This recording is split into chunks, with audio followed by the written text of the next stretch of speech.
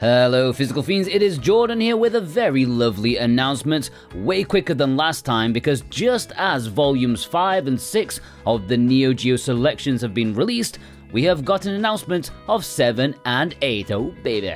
If you check the links down below in the description and pinned comment, you will see that they are both available to pre-order right now with a release date of the 6th of November, and I am here to talk about what is included. So, Volume 7, this includes the King of Fighters 2003, which was the final KOF game released on the MVS, a very late release and obviously now polished extremely well and fat with more characters than you can know what to do with.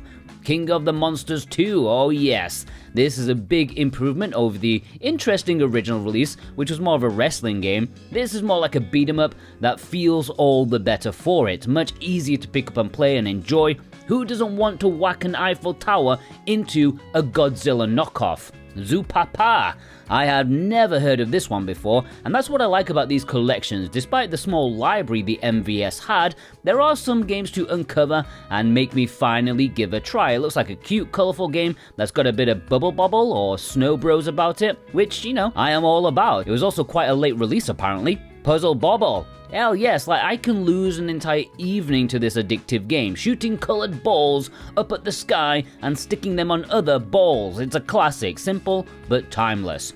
Power Spikes 2, a bit of a lame one, I've briefly played it before. It's volleyball with robots, but nowhere near as exciting or as interesting as it should be. Not every game in the collection can be a winner, but yeah, I'll be sure to give it a second try. Pleasure Goal, 5-on-5 mini soccer, another one I never heard of before. I like football, but it appears this one escaped my attention. Seems like it could be fun, an archaic pick up and play title. I'm interested to give it a go.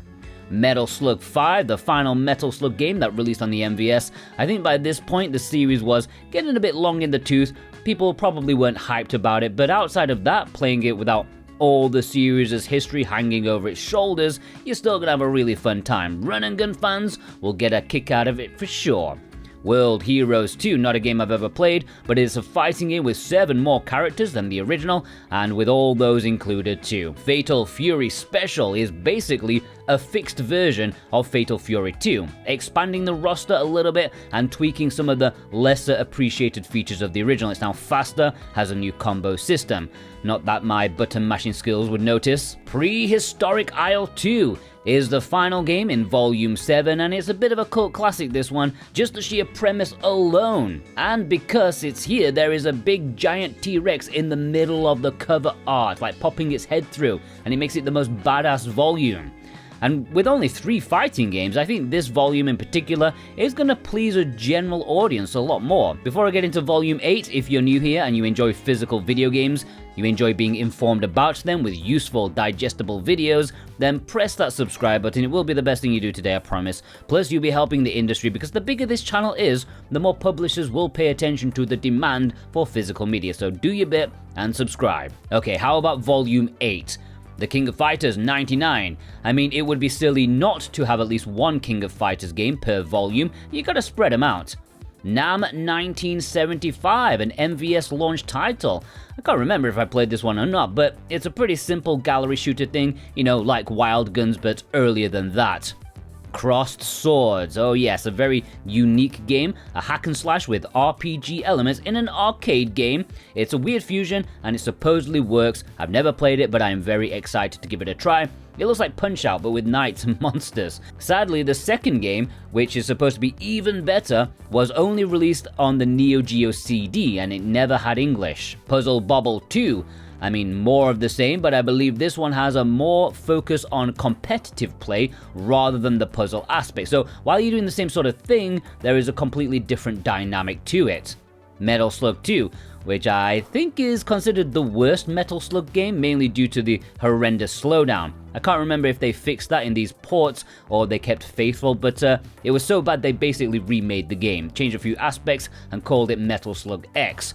Of course, you can certainly still enjoy this one, even if it is the worst Metal Slug game. Blues Journey, a very early MVS game and one of the few bona fide platformer titles. More colourful than a bag of Skittles, this is hardly going to go toe-to-toe with Mario, Sonic or even Bonk in terms of being a captivating platforming experience, but still fun and a unique prospect for the system.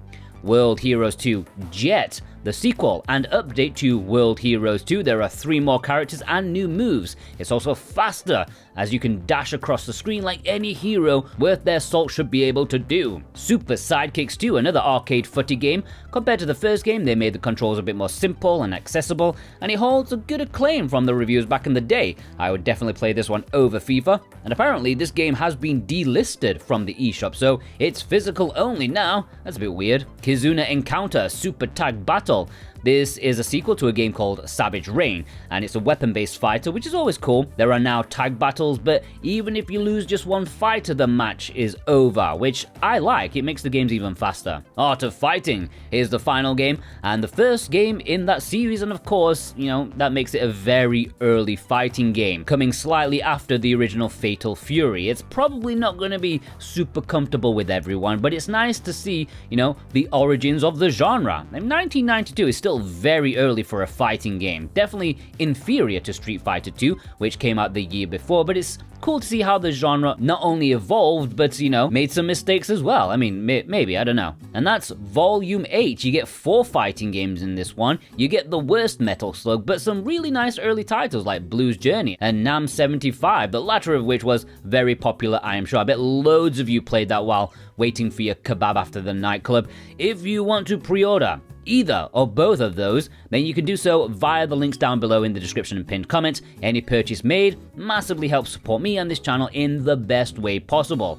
At the time of me making this video and uploading it, I'm not entirely sure who is or when pre-orders will open, but you can check the links down below. I'm pretty sure they will be. If you order from PlayAsia, you can get 5% off with my code Jordan2025. And VGP, you can get free worldwide shipping on orders over $54 American. So, of the 20 games over these 2 volumes, which is the one you recommend people play first? Which ones do you have memories of back in the day? And most importantly, which volume is superior, 7 or 8? Let me know in the comments below, and I hope you all have a fantastic day. Take care.